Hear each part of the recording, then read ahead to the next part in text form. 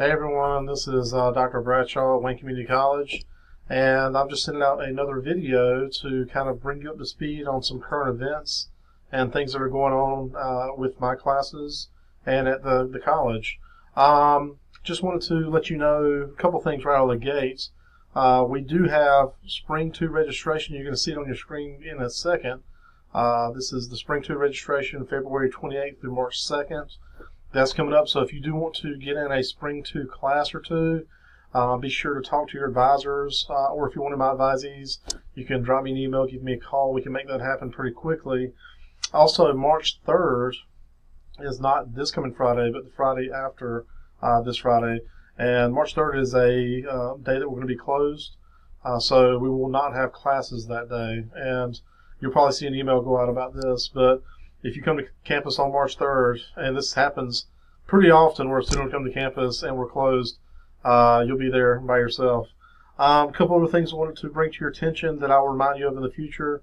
April 4th, we have scheduled Kenny Moore, who is the founder and CEO of Highway 55 Burgers and Shakes, formerly Andy's. He's going to be here tentatively at 11 o'clock on the 4th. To do a presentation or speak to us about what it takes to start a small business. And you think about a company like Andy's, or how I still call it Andy's, Highway 55, it's a big company. There's a lot of different locations, but it's still considered a small business. And it's interesting how this small business started from one location, one guy with one idea, one dream, and how he turned it into a franchise. So I will continually remind you about this opportunity. A couple of my classes I'm going to go take there anyway, but if you're not on campus or you're not if you're normally just an online student, try to make some time to come out and see something like this, because this will be a good opportunity to connect with somebody that has done it and has been successful in the business world. We are close to the halfway point for the semester, and that's a significant point because we're actually once you get over that hump, the semester does go very quickly. Spring break is not for another month and a half or so. It's toward the end of April. And once we hit that spring break mark, pretty much the semester is almost over. I don't want you to go ahead and give up, though, at the halfway point or at the trail end of the semester. Students usually get fatigued about the halfway point. They think, oh, my God, I've done this for a couple months now. I'm tired. Or I've got a good grade, and I can kind of coast a little bit. That the halfway point and right toward the end is where students usually drop the ball. And I just want to give you some encouragement to say, stay motivated. The semester's not over yet, and you can make a few missteps and take a good or decent grade and turn it into a bad grade and end up upset about where you end up for the semester. I see it very often where students will give up or just be fatigued from being a student at the end of the semester, and there'll be 2 or 3 weeks left, and they won't do very well or won't complete assignments toward the very end, and it really has a dramatic impact on their grade. You imagine going from an A or B to a C or D or even an F. That is really sad when you've done so well over the course of the semester. And also on that note, I see this happen every single semester where students that attend class, seated classes, they will be close to their cut dates, meaning that they've missed the maximum allowable absences. And I've had to cut students, 2 or 3 weeks out from the end of the semester. If they just could keep coming to class, they would have avoided that cut. So do what you can to make sure you're present, because when we're here on campus and when we're present in class, we're talking about things that are interesting, not only just related to the coursework, but the world around us, because business does affect and impact a lot of facets of our lives. So we try to incorporate a lot of different commentaries about things that are going on. If I wanted to also mention this, if you have connection issues with whatever device you're using, please be sure to bring that to my attention. I've had a situation recently where I found out a student was using a cell phone to complete assignments. And I'm not saying that that is, the worst possible thing to do, but it's probably not ideal, and I don't recommend it. And, I can't tell you what to do, but I will say that that situation has caused the student some grief, And I would just highly recommend that if you don't have a device that's going to support you being able to take assignments online and things like that, you need to come to campus and use one of our computers, or just talk to me so we can find some type of alternate solution, because the programs that we use, Moodle is pretty universally compatible, but when we deal with Cengage and MindTap, they're not always going to be compatible with certain devices. So if you're having connection issues, please let me know, and don't wait till the end of the semester or after a class is ended to let me know you're having issues. I need to know as soon as possible. Communication is key, and that was actually one of my talking points, is that when you have issues in life, doesn't matter if it's at work or at home or in school, communication is key. You can't just not tell somebody about these issues, because not talking about it makes the problem worse. Oftentimes, if we communicate about things, it makes you feel better to know that you've communicated, number one, but also you're taking steps to resolve whatever issue that may be present. So be sure to communicate.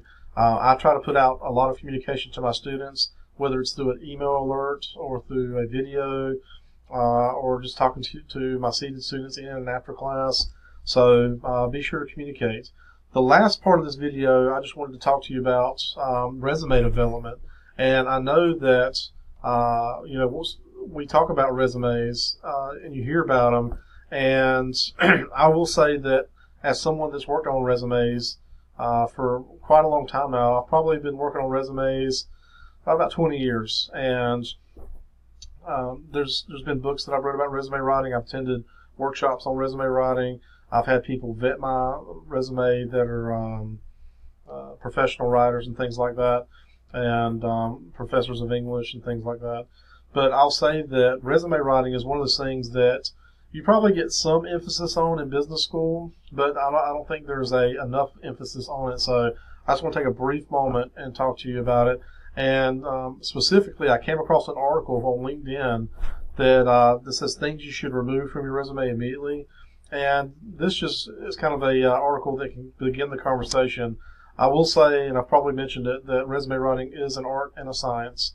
There's not an exact way to do it, but there are some things that you can do that will negatively impact your resume. So I'm just going to kind of go through and talk about some of these points. This is actually a well-written article, and I'll include a copy of it on in the notes when I send out for the video.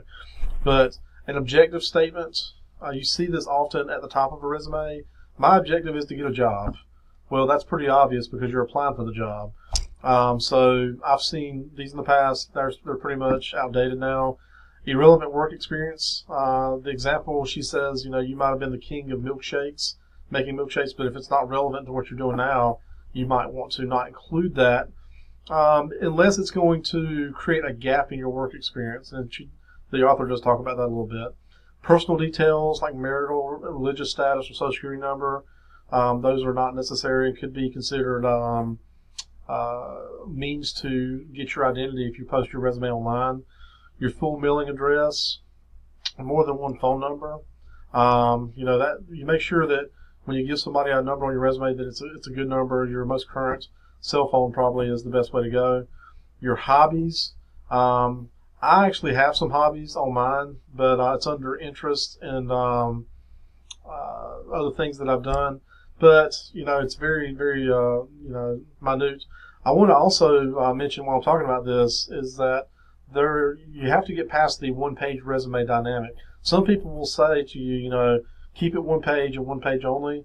That's not necessarily true nowadays. My resume is actually called a Vita if you're a teacher in higher ed, but mine is around 8 pages, and that's just tons of experience and credentials that I've earned over the years, workshops I've participated in, writings I've done, presentations I've given.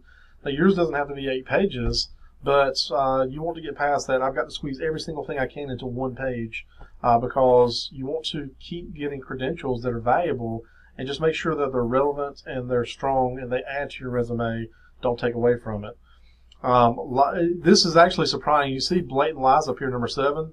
I was surprised just the stats on how many people do lie on their resumes. Don't put anything up there that's not true because it's embarrassing, I'm sure, to be called out on that. And you're definitely not getting the job if you've got integrity issues.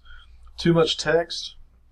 You want to, I have some text on mine, but you don't want to have walls of text. You want to have concise paragraph, maybe to describe some key functions that you did at a job, or some trainings that you did, but not just tons and tons of text. Nobody's going to read it. You want it to be approachable. You want it to be concise and powerful. Too many bullets. I've seen some resumes that do have a ton of bullets, and I usually will have, like, if I'm describing a job that I've done in the past, I'll have maybe a brief summary of my key experience. Then I might have 3 to 5 bullets of skills or achievements that I developed, or skills developed achievements that I had while I was on the job. Time off. If you took time off, she's recommending not include that information. Details that give away your age. It's against the law to discriminate against somebody on their age, but employers have been known to do this where they don't want workers that are too young or too old. Too young lacks experience. Too old is maybe looking for more money than they want to pay. So, so they're looking for somebody in the mid-career that has experience, but yet is not going to be at the top end of the pay, the salary pay. So, references. Once again, there's no specific rule that says that you can't put references on your resume. I've got a couple on mine, but I don't provide contact information unless they want to contact those folks. And inconsistent formatting, personal pronouns, present tense for past jobs. So make sure your tenses are correct. This is a good one. A less than professional email address. So if you've got an email address that is cutechickforlife at Yahoo, that's not going to work. You want to have something that's going to be professional. One moment. All right, and we're back. I'm sorry, I had to take a break and get a drink of water. But yeah, this cute chick for life, not a really good idea. If you can, search around different email sites till you can get your name or your initials with your last name or some combination. Like mine is k.ryanbradshaw@gmail. That's my professional personal email address. That's the one I would give a potential employer. I've got other email addresses. Most of them are some variation of my name, but you want to have an email address that is going to have your name or some combination of your initials and your last name. So even if you have to put your last name like bradshaw.ryan@gmail, something like that, that is more professional than this cute chicks for life. I've seen a ton of crazy emails over the years from students and from people applying for jobs. So if you have to go to like a email site like Live or Hotmail or Yahoo or whatever it may be, iCloud, you can go to iCloud and get an email account there. I actually have the same email address for iCloud as I do for my Gmail. So whatever you have to do to get a solid email address that looks professional, go for that. Any unnecessary obvious words, like using phone in the example for your number, your current business contact info, your employer, you don't want them calling you at the job, headers and footers, your boss's names, company-specific jargon. I'm going to jump around real quick. Let's see. Fancy fonts. This is something you want to keep it a consistent font all the way through. If you go with Arial, 12 points, for the most part, that's what you're going to use all the way through. If you go with Times New Roman, same deal. Don't go with a cursive font or anything like that. It's not gonna help you. It will hurt you. And I'm gonna just include the link to this in the video so you can read the rest of this. It's really good information. If you ever need somebody to vet your resume, to look it over, I've done this for students before. Don't hesitate to contact me and I'll help you there as best I can. Or if you need anything else, don't hesitate to reach out to me at my email address, okay? It's krbradshaw@waynecc.edu. All right, folks, if you need anything, let me know. Have a great week. Talk to you again soon.